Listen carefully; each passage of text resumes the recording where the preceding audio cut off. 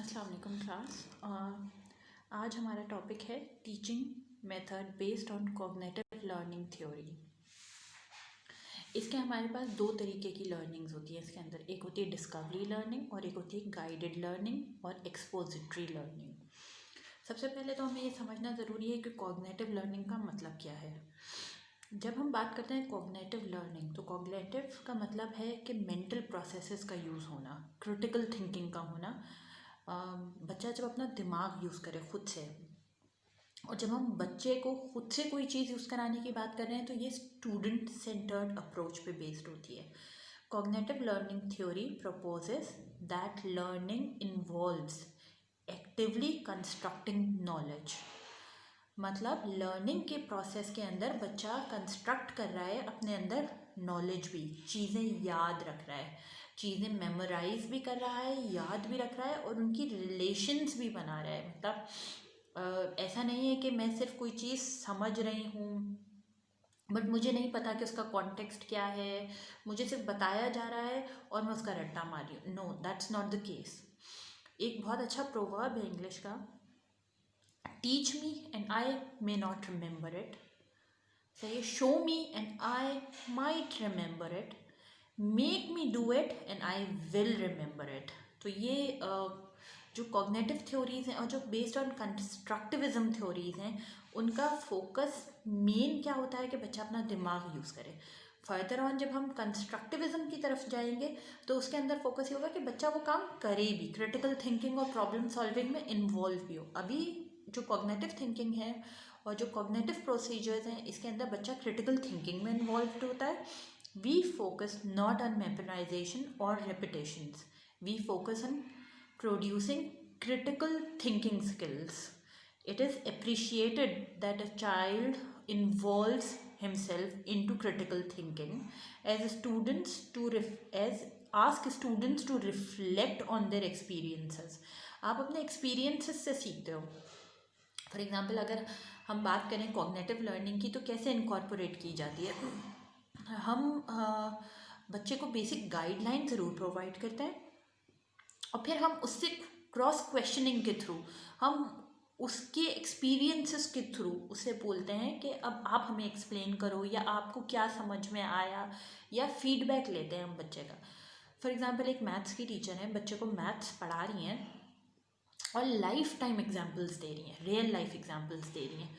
For example, आप आज lunch box में कितने सैंडविचेस लेकर आए हो, या आपके और आपके दोस्त के सैंडविचेस को अगर हम प्लस करें तो कितना होगा अमाउंट। तो फिर वो बच्चा अपना लंच बॉक्स निकाले, उसका दोस्त अपना लंच बॉक्स निकाले, एंड दे स्टार्ट काउंटिंग। तो आप बच्चे को बेसिकली सिखा रहे हो कि किस तरीके से उन्हें डेवलप करनी है अपनी क्रिटिकल थिंकिंग स्किल्स। और ये बहुत छोटे लेवल की एग्जांपल है। क्रिटिकल थिंकिंग के अंदर बेसिकली ये होता है कि टीचर्स कोई इन्फॉर्मेशन बच्चों को प्रोवाइड कर देती है जो थोड़ी कॉम्प्लेक्स हो, and then children are required to search on that topic. They search on this topic and then they formulate questions regarding to it. जब वो उसके रिगार्डिंग क्वेश्चंस फॉर्मुलेट करते हैं, उसके बाद फिर जो है वो सिलेक्शन होती है इन्फॉर्मेशन की, जो भी रेलेवेंट इन्फॉर्मेशन है वो उसे सेलेक्ट करते हैं, फिर उसे ऑर्गेनाइज करते हैं इन्फॉर्मेशन को। जो भी आपने इन्फॉर्मेशन सेलेक्ट करी है उसको प्रेजेंट करने से पहले आपको उसको ऑर्गेनाइज करना होता है प्रॉपर। फिर आप उसे लिंक करते हो कि यहाँ तक मेरी पुरानी इन्फॉर्मेशन मुझे बताती है, नया कॉन्सेप्ट उस पर बेस करता है। तो when a child is able to link to the prior knowledge, this means that something has developed over it. एक पजल की तरह अगर हम सोचें, जो हम बच्चे जो ब्लॉक्स बना रहे होते हैं, हर एक ब्लॉक दूसरे ब्लॉक से कनेक्ट होके ऊपर की तरफ राइज होता है या एक्सपेंड होता है। सिमिलर प्रोसेस है ये बिल्कुल, कि आपको कोई लर्निंग दी गई है, लर्निंग, अब आपको नेक्स्ट लेवल की लर्निंग करनी है। बच्चे को अगर स्क्वायर का कॉन्सेप्ट समझ में आ गया है तो स्क्वायर के ऊपर ट्रायंगल लगाएंगे तो पायरामेट्रिक फॉर्म बनेगी, एक वो बनेगा, पायरामिड बनेगा। तो teachers can foster meaningful learning using 1 or 2 distinct teaching methods. अब हमारे पास इसके अंदर फर्दर जो मेथड्स होते हैं कॉग्निटिव लर्निंग थ्योरी के अंदर वो होते हैं discovery learning and guided discovery. Discovery learning के अंदर इट इज़ इनिशियलाइज्ड, बेसिकली ये होता है कि टीचर्स जो हैं वो बच्चों को मटेरियल, इन्वायरमेंट और सब कुछ दे दिया जाता है, but it is structured exploration. कोई प्रॉपर स्ट्रक्चर नहीं होता, टीचर्स कोई गाइडलाइन नहीं प्रोवाइड करी होती, टीचर्स के बीच में काइंड ऑफ इन्वॉल्वमेंट नहीं होती है, स्टूडेंट्स खुद से एट्रीब्यूट कर रहे होते हैं। फॉर एग्जांपल मैंने अपनी क्लास को केमिस्ट्री की लैब में ले गई, वहाँ पे मटेरियल भी है, उनके आगे उनकी बुक्स भी हैं, उनको यहाँ तक आइडिया है कि हम आज एक्सपेरिमेंट नंबर 4 कर रहे हैं। Now they are suppose to do it on their own. Discovery, जैसे हम कहते हैं ना, डिस्कवर करना, कोई नई इन्वेंशन करना, कोई नया चीज़ ढूंढना, तो ये बच्चों के लिए काइंड ऑफ डिस्कवरी लर्निंग है, where they are on their own. They do have the material, they have the resources, but they do not have the complete guidance for it. In this type of learning what happens is कि बहुत सारी दफ़ा ऐसा होता है कि हमारे पास inferences गलत तरीके की आने लगती हैं, मतलब बच्चे एबल नहीं होते, वो गलत कनेक्शंस करने लगते हैं, उनको नेगेटिव ट्रांसफ़र मिलता है। इसमें दो टर्म्स बहुत इंपॉर्टेंट हैं, एक नेगेटिव ट्रांसफ़र और एक ज़ीरो ट्रांसफ़र। नेगेटिव ट्रांसफ़र का मतलब क्या है कि वो गलत कनेक्ट करते हैं अपनी प्रायर इन्फॉर्मेशन के साथ, जो पहले से उनके दिमाग में इन्फॉर्मेशन है उसके साथ रॉन्ग कनेक्शन हो जाता है। फॉर एग्ज़ाम्पल, अगर एग्ज़ाम्पल दी जाए, फिल्ट्रेशन का कोई प्रोसेस है केमिस्ट्री का, और उसमें उन्हें केमिकल सेपरेट करने हैं, सही है, लेकिन उनके दिमाग में आया कि इस वाले एक्सपेरिमेंट में मैं फ़िल्टर पेपर यूज़ कर सकता हूँ, जबकि उसमें फ़िल्टर पेपर यूज़ नहीं करना था, मे बी सॉल्यूशन रिडक्ट करके और बर्न आउट करके उनको उसको सेपरेट करना था। चलें हम थोड़ी सी और इजी एग्जांपल लेते हैं। जैसे कोई मैथ्स की वर्ड प्रॉब्लम है, बच्चे अपने हिसाब से सॉल्व कर रहे हैं, तो वो बेसिकली तो मल्टीप्लिकेशन की थी, बट वो पुराने कॉन्सेप्ट से सही मैच नहीं कर सके, सही इन्फर नहीं कर सके आइडिया, और उन्होंने इसे डिवाइड करके सॉल्व कर दिया। This won't work here. तो ये क्या हो गया हमारे पास, ये हमारे पास हो गया नेगेटिव ट्रांसफ़र। जिस तरीके की इन्फॉर्मेशन से उसे कनेक्ट होना चाहिए था, प्रायर इन्फॉर्मेशन से, जिस प्रायर इन्फॉर्मेशन थी उससे कनेक्ट नहीं हुआ, गलत कनेक्शन हो गया।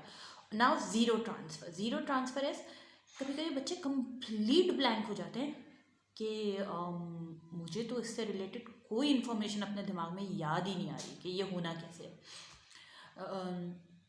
फॉर एग्ज़ाम्पल, आप केमिस्ट्री की लैब में खड़े हैं और आपको कोई एक्सपेरिमेंट करने के लिए, अच्छा मैं यूजुअली केमिस्ट्री लैब और ये इसलिए बोले जाए क्योंकि ये डिस्कवरी बेस्ड है, तो डिस्कवरी बेस्ड के अंदर कुछ मुश्किल या कुछ कॉम्प्लेक्स प्रॉब्लम्स अगर आपको इस तरीके की दे दी जाएं, इजी प्रॉब्लम्स तो रिलेटिवली ईजियर होती है, इन्फर करना, आइडिया निकाल लेना, हम थोड़ा सा प्रिडिक्ट कर लेते हैं, पुरानी इन्फॉर्मेशन से कनेक्ट कर लेते हैं, बट अगर डिफ़िकल्ट सिचुएशन में डिस्कवरी लर्निंग दे दी जाए तो फिर ज़ीरो ट्रांसफ़र आता है। बच्चे खुद से विदाउट एनी गाइडलाइंस वो ज़ीरो ट्रांसफ़र स्टेट में चले जाते हैं, they are not able to connect to the prior knowledge at all.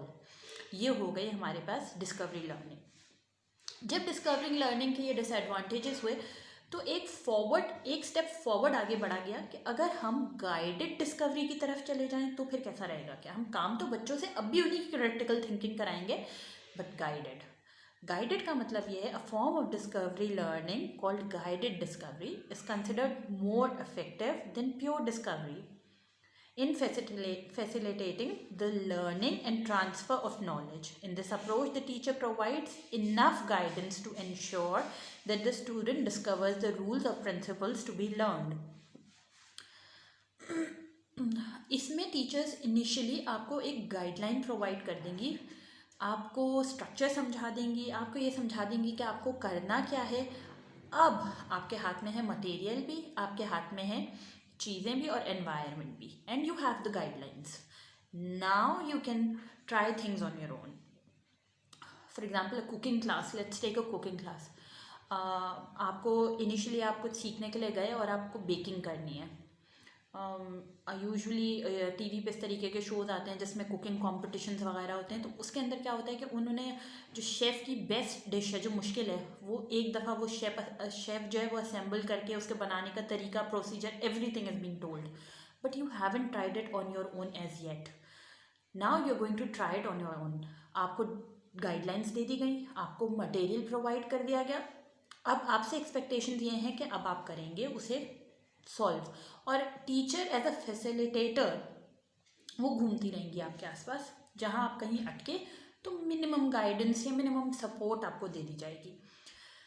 इस तरीके की चीज़ें जो हैं, the structure and guidance allow student to focus cognitive resources on integrating and reorganizing the knowledge and making inferences rather than on figuring out how to carry the discovery। मतलब इससे फ़ायदा क्या होता है कि उनको फोकस उनका अब इस पे होता है कि उनकी डिस्कवरी कैसे करनी है। मतलब इस पे नहीं होता कि हम आगे करें क्या, हम कनेक्ट कैसे करें। मतलब टाइम भी काइंड ऑफ वेस्ट नहीं होता और स्टूडेंट कंफ्यूज्ड भी नहीं होते, लॉस्ट भी नहीं होते, गलत कनेक्शंस भी नहीं होते, ज़ीरो कनेक्शंस भी नहीं होते। और जो है वो स्टूडेंट्स बहुत अच्छी तरीके से अंडरस्टैंड कर लेते हैं कि उनको नेक्स्ट लेवल इन्फ्लुएंसेस किस तरीके से करनी है, उनको आगे करना क्या है, उनको गाइडेंस मिल जाती है। और ये बात हम भी बहुत अच्छी तरीके से जानते हैं कि हमें अगर कंप्लीट गाइडेंस दे भी दी जाए, फॉर एग्जांपल हमारी टीचर्स हमें प्रोजेक्ट्स रिपोर्ट्स बनाने के लिए देती हैं, हमें कंप्लीट गाइडेंस दे भी दी जाए, लेकिन जब हम प्रैक्टिकली कोई काम करते हैं तो हमें क्रिटिकल थिंकिंग करनी पड़ती है, हमें अपना मेटा कॉग्निशन लेवल यूज़ करना पड़ता है, हमें जो है वो अपनी पुरानी नॉलेज को यूज़ करना पड़ता है, चीज़ों को लिंक आउट करना पड़ता है, ऑर्गेनाइज करना पड़ता है, डाटा कलेक्ट करना पड़ता है। तो ये एक बहुत अच्छा टूल है, बहुत अच्छा मीडियम है इंगेजिंग एक्टिव लर्निंग। जहाँ पे भी हम स्टूडेंट सेंटर्ड अप्रोच की बात करते हैं तो वहाँ पे क्या होता है, स्टूडेंट्स की एक्टिव लर्निंग हो रही होती है, स्टूडेंट्स एक्टिव पार्टिसिपेंट्स होते हैं, they are not passive participants. तो recent researches suggest that a guided discovery approach can be very effective for development of conceptual knowledge in preschoolers। Pre schools में जहाँ बच्चे बहुत ज़्यादा इंट्रिंसिक होते हैं, बहुत ज़्यादा उन्हें हर बात मालूम करने का बहुत ज़्यादा शौक़ होता है, हर चीज़ खुद से करके देखने का बहुत ज़्यादा शौक़ होता है, उस एज पे इस तरीके की गाइडेड डिस्कवरीज बच्चों को कराई जाएँ तो वो उनके लिए बहुत हेल्पफुल होती हैं, बहुत इंफॉर्मेटिव होती हैं। Learning and transfer of new scientific knowledge for student from elementary through high school. Learning करना और फिर ट्रांसफ़र करना ऑफ न्यू साइंटिफिक नॉलेज, हर तरीके की नई, फॉर एग्जांपल अगर कोई टेक्नोलॉजी इंट्रोड्यूस करा रहे हैं हम, तो हमने बता दिया कि अच्छा अब हम जब किसी भी शॉप पे जाते हैं कोई मोबाइल ले रहे हैं, वो भी एक गाइडेड डिस्कवरी होती है। मोबाइल जो शॉपकीपर होता है हमें सारी डिटेल दे रहा होता है मोबाइल्स की, इस मोबाइल में ये फ़ीचर है, इस मोबाइल में ये फ़ीचर है, इसका कैमरा इतनी डेफिनेशंस का है, फ्रंट पे 2 कैमरा हैं, बैक पे, वो हमें पूरा गाइड दे रहा है। सही है, वो एक मैनुअल गाइड की तरह से एक्ट कर रहा होता है। फिर हम वो मोबाइल हाथ में लेते हैं एंड फिर हम उसके फीचर्स खुद चेक कर रहे होते हैं। ये एक फॉर्म है गाइडेड डिस्कवरी की। हमने वो फ़ोन कभी यूज़ नहीं किया और हमने, हो सकता है उसके अंदर कोई नई टेक्नोलॉजी आ गई, हमने वो टेक्नोलॉजी भी आज से पहले कभी यूज़ नहीं करी, और जब वो शॉपकीपर हमें गाइड कर रहा है तो हम उसे साथ साथ देखते जा रहे हैं और साथ साथ खुद करते जा रहे हैं। बट ऑल दो कि वो हमें बता रहे हैं कि इसमें ये नई टेक्नोलॉजी आ गई है, बट उस नई टेक्नोलॉजी को यूज़ करके जो हम खुद देखेंगे, जब हम उसे खुद देखेंगे कि उसमें कितने ऑप्शंस हैं, कितने टैब्स हैं, कितनी वेरिएशंस हैं, किस पर्पस के लिए है, तो वो उस वक्त हम क्या कर रहे होंगे, क्रिटिकल थिंकिंग कर रहे होंगे, हम अपनी पुरानी इन्फॉर्मेशन को पॉजिटिव ट्रांसफ़र कर रहे होंगे। हमने पढ़ा था नेगेटिव ट्रांसफ़र, हमने पढ़ा था zero transfer, now comes positive transfer, जब आप अपनी इन्फॉर्मेशन के साथ लिंक कर लेते हैं चीज़ों को। I hope this was easy for you. I tried to make it easy. Please like and subscribe. Thank you.